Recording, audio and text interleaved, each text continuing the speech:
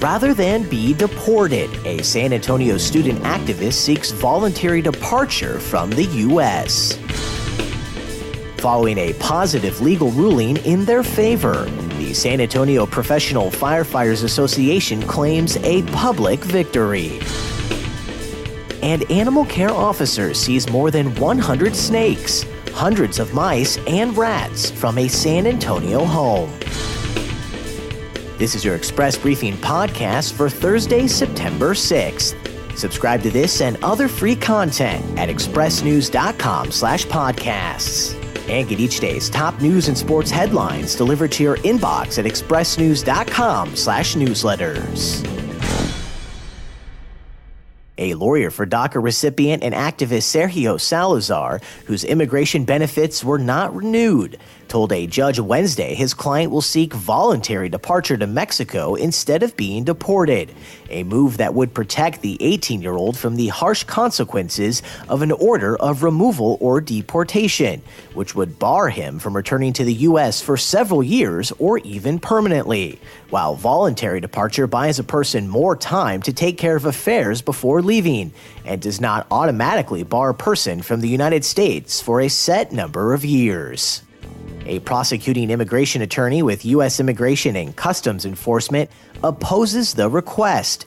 Citing a 21-page government motion containing allegations, Salazar posted social media threats against law enforcement, labeling the supposed actions conduct that is undesirable, that has incited violence. Born in Mexico, Salazar has lived in the United States since his parents brought him when he was 2.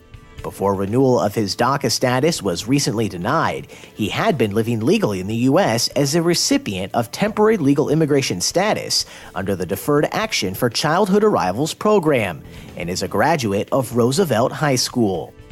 Authorities arrested Salazar on August 3rd, after which he was transferred to Laredo, where he has remained jailed. Fire union officials and a handful of allies took a victory lap Wednesday to celebrate their legal triumph after the Texas Supreme Court rejected a request to consider invalidating the upcoming charter amendment election.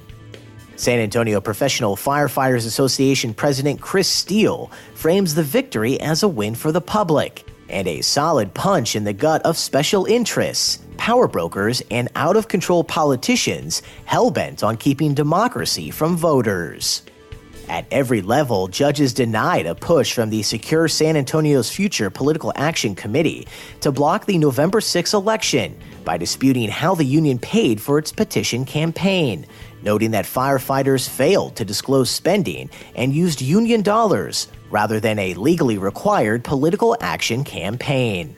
Among other items, the 3 proposed amendments would cap the salary of future city managers, lower the threshold for signatures on referendum petitions, and give the firefighters union sole discretion to declare an impasse on contract negotiations and force the city into binding arbitration, removing its right to seek relief in the court system. Opponents say the measures would wreak havoc on municipal governance, endanger fiscal stability, and likely lead to a costly downgrading of the city's AAA bond rating. And Wednesday morning, a complaint led animal care services to a modest home on the south side where officers removed more than 100 snakes, including 2 10-foot pythons. Officers served a search warrant on the house in the 500 block of Caton after several weeks of talks with the snake's owner didn't resolve concerns about the living conditions of the animals, with San Antonio police handcuffing the yet-to-be-identified owner when he reacted in anger to the ACS officer's arrival. Investigators say the owner claims he was breeding and selling the snakes, which are all non-venomous constrictors. Animal Care Services also removed more than 500 mice and rats that were used as food for the snakes.